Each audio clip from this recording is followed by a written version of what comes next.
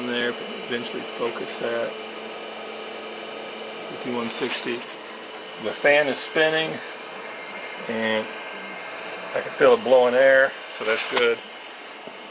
I've got my voltmeter hooked up, shoving it down there. Okay, so I got to get it in there good. Okay. Alright, so 5 volts on the 5-volt circuit, and I'm going to look over here again and get to the 12-volt one. Oh.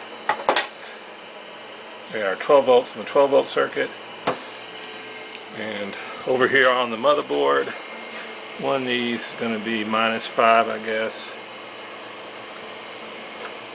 Okay. Get in there.